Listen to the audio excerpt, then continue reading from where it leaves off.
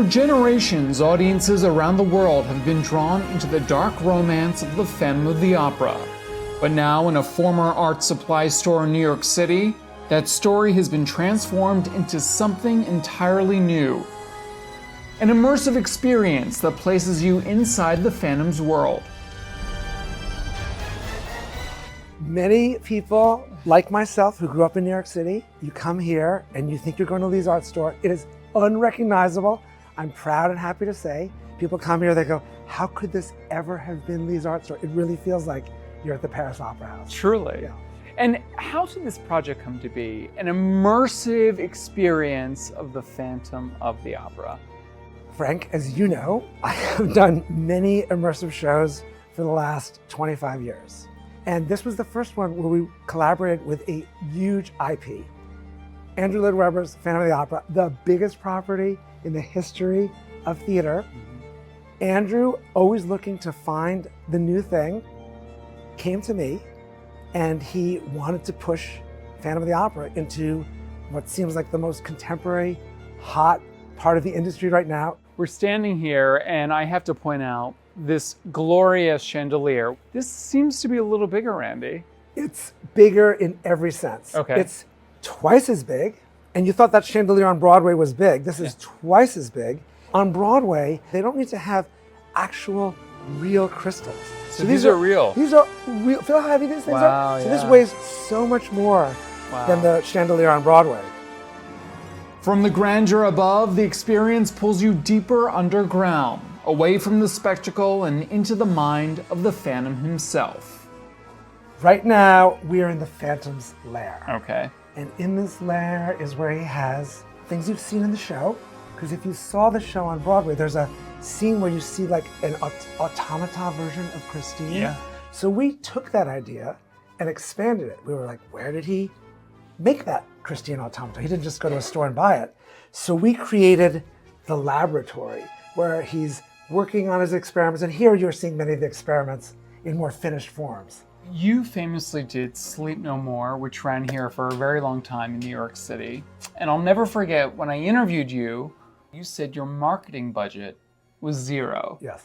You kind of did a little bit of the same thing here. Absolutely. I believe in that because I'd rather take the money people put into marketing and put it into the show. Because I know if you do something awesome, people come to it and their minds are blown and they tell people to come. Oh my God, up close. That's the point of Masquerade. You are up close. That was actually the best thing I've ever seen in my life. That's what sells shows. I was excited to do something where the show had a lot of mystique and mystery around it. We added even more to the mystique because we started to say, we were going to call it Masquerade and treat it as you were being invited by the Phantom to come to a masquerade ball being thrown at the Paris Opera House. You're going to have to dress up. You're going to have to wear black, white, silver, wear a mask. The fact that it seemed hard became something that became interesting to people. And then there are rooms that did not exist in the stage show that audiences have never seen before. This is the prop room at the Paris Opera House. So it's full of all the props from all the different operas that happen at the Opera House. Secretly here are Easter eggs for super fans of the show. I was going to say, I remember that from the opening. That's Phantom, from the Hal Prince auction. production. Exactly. So that's an actual artifact from the original production. So we just hide it here as an Easter egg. At the heart of Masquerade are the performers bringing the Phantom to life each night. 6 different actors portray the Phantom simultaneously, each offering their own interpretation of one of musical theater's most iconic characters. Got a Columbia math major literally to help us figure out this spreadsheet, how we could organize this. So the audience is tracking this Phantom here and that Phantom's over there with a different audience and this character is maybe jumping between the scenes. You hired a mathematician? I kid you not. What's it like for you to be one of the 6 Phantoms? This whole show, you know, the Phantom has sort of decided after 35 years of being on Broadway that the story has been, a version of the story has been told. And he would like a chance to tell that story again, but through his perspective. So for anybody that's coming, you are entering his mind, his world, his point of view on the story that you know and love so well for many, many decades. I think the audience, when they're here too, they sometimes are figuring out how to be an audience. They're not sitting in the dark with their playbills in their hand and waiting for intermission. You know, they are traveling with us from scene to scene. Sometimes they are asked to participate with us.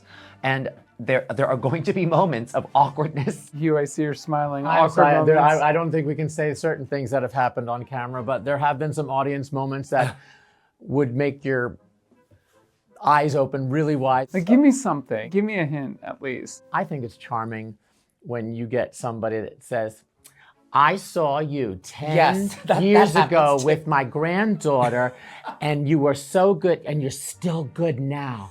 And you're still good now. And you're still good now. Great. And I've just come up with the universal hand on heart. That's my response. Hugh Pinero played both Raoul and later the Phantom in the Broadway production. This feels like a bit of a homecoming, Hugh, for you with this show, doesn't it? Yeah. I never really dreamed that I'd be doing this again or have 5 Phantom brothers. It's been a really joyful surprise. The Phantom of the Opera is one of the most successful entertainment properties to ever exist, globally, bar none.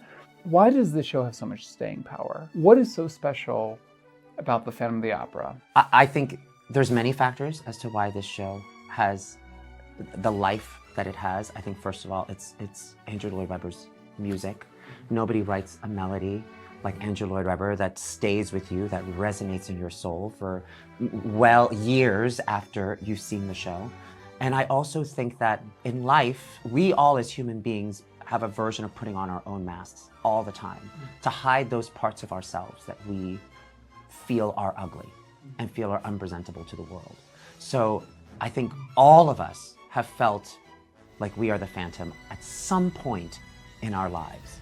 I think it is that feeling that everyone identifies with of being othered. But I think this character touches a part in every human being.